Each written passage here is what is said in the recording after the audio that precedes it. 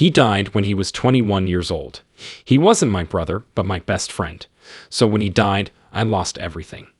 My brother was my best friend, and his death breaks my heart. Because I used drugs, it got worse. I used drugs. It got so bad that I didn't want to be here. It made sense to leave the body to ease the pain. I knew that taking these drugs would kill me, so on July 17, 2010, I used up the whole bottle. It was not even 2 minutes long. Over time, everything got darker. As the darkness crept in, I knew this was it for me. As I looked down at the rescuer, tears run down my face. I thought I had 20 minutes to call the police. It took place right away for me. It went black and white, and now I'm standing over my own body. I'm dead, holy crap. I died. I got it done. My life ended. At that moment, I realized I am still alive. Now I'm at my best. I felt safe and like nothing could go wrong. There was no worry, hopelessness, pain, guilt, or shame. Everything in my body was gone. I was at home. As I sit in an ambulance, I look down at my dead body. When I look down, I see firemen taking care of me. That's when this review began. Everyone I came across felt the effects of what I did. I can feel their pain, anger, and sadness. A lot of that. I understand how they feel. Also, I'm having good luck with those.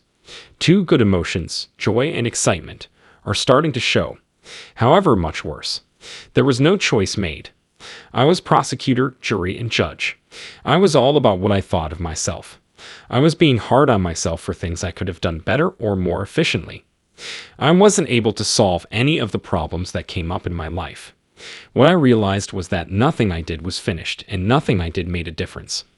I wasn't let down, but I couldn't help but think, man, I failed at every single thing on this list. It's clear that I failed. I could have done a better job. I would lose at life if it were a game. My younger brother died a year ago. He came up to me with a big smile and said, "Wow, that was quite the experience, quite the journey." He says, "I want you to come over here. I want you to follow me." When he let me in, this bright room had 3 animals in it.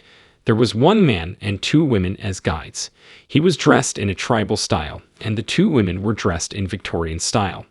I felt like these people were my soul family, or guides. Sure, everything else was beautiful, but they were too. There are changes in light.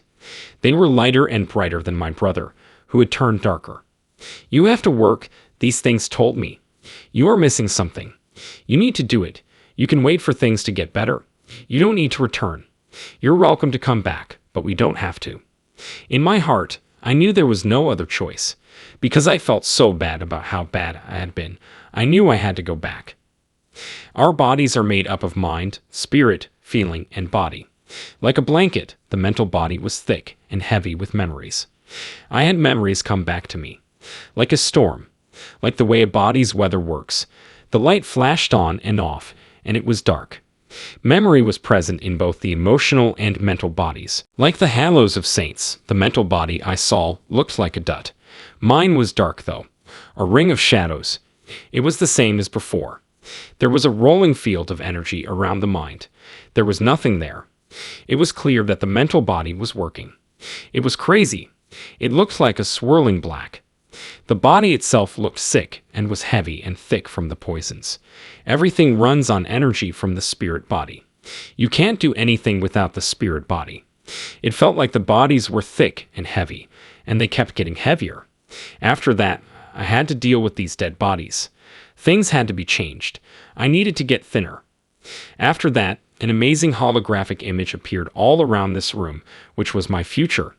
It showed what Earth would become. So very clear. It had changed so much that it was hard to understand. Imagine if I could tell the world was different when I was 50.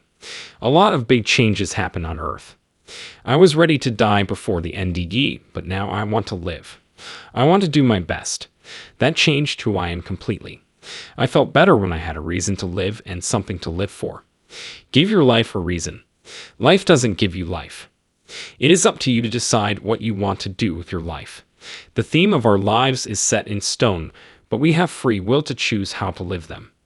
We can move on whether we are rich or poor, right or wrong, happy or sad. We have the power of free will. You can't avoid talking about your trip and how it turned out, though. People around me don't see things this way, but I do. But the people around me don't see it that way. The first step on your true north road is to understand where you are, why you are here, and what you are here to do and live out. Your road has a reason for being there. There's magic on that road. When synchronicities start to happen, good things start to happen for you. When more events happen at the same time to build tension, you have a synchronistic adventure. Before I lived, it was just a life. I was just about getting by. It's not life, I call it getting by. I now have an exciting life. Once you see life as an adventure or a struggle, you'll be able to say to yourself, "Oh, I'll get through this." So look for fun things to do. Is that right? It's "I'll win this," and not "Oh God, please don't let me do this again," right? When life hugs you more, it can make you happy. I'm a much better person now than I was before. Oh my God,